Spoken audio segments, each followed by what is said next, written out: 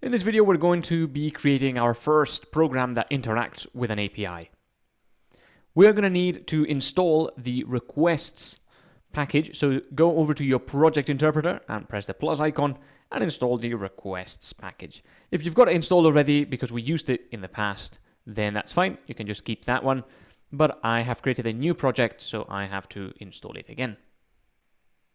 Once that's installed, just close that and press OK. And that's everything we'll need for this section. So let's go over and create our new file, which is going to be called app.py as usual. Now, we're going to need to import requests, and we will need to get our app ID in here. So just copy what you had in your dashboard in Open Exchange Rates. Next up, we need to go and look at the Open Exchange Rates documentation to see what they can give us. So if you go over to openexchangerates.org and click on the documentation, you will see the different parts of the API that you can access. You can read through this, and it's actually quite good documentation, but normally what you'll see is a section called API endpoints. So these are the different things that you can access in this API. Essentially, this is the data that the API needs from you in order to know what to give you back. If we make a request to this address here, then the API will know that what we want is the latest exchange rates available from the API.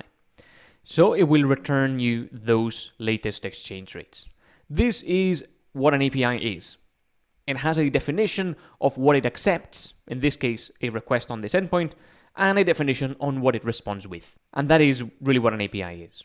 So if you make a request like this to /API/latest.json, then it will give you a few different fields and all the rates that it currently has.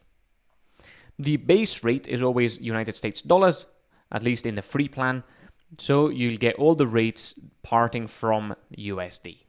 This question mark app ID equal your app ID is called a query string parameter.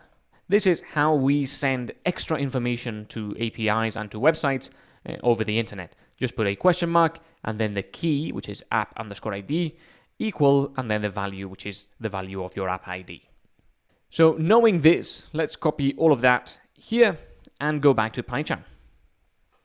And we're going to say that the endpoint is this one there. Now we're going to make a request. So we'll say response equals requests.get, and we will go for the endpoint, question mark app_ID equal app ID. And this builds out the address like we had on the documentation. And then the exchange rates will be the response.json, and we will access the rates value inside this dictionary. Response.json gives us a Python dictionary containing the response. And as you can see from here, this dictionary has a key called rates. So we're accessing the rates key inside that response. Next, let's try to convert $1,000 into pounds. So we will say the USD amount multiplied by the exchange rates GBP. Remember that the base rate of this response is United States dollars, and that means that the GBP rate inside this response is the equivalent of $1. So by multiplying $1,000 by the rate, you will get something like 800 something pounds. And then we can print that USD amount is GBP amount. Let's right click that and run it. And you see down here that you get USD 1000 is GBP 791.2. Sometimes this number can get really long depending on the division and how Python does it. Don't worry too much about it. We will learn how to format this to a certain number of decimal places in a later video. So this is how you interact with an API. Usually the API requires some form of authentication or authorization. In this case, the app ID is our form of authorization. It's just a string that we include and that tells the API that we are a valid user when they receive it. Then it also has a set of data that it requires. In this case, all the data it requires is the endpoints that we want to access and the app ID. And then it gives us back some data that is already predetermined and is always in the documentation, or should be in the documentation, and that is the rates. So once you have the rates, you can multiply the USD amount by that and get a pound amount, or indeed any other currency.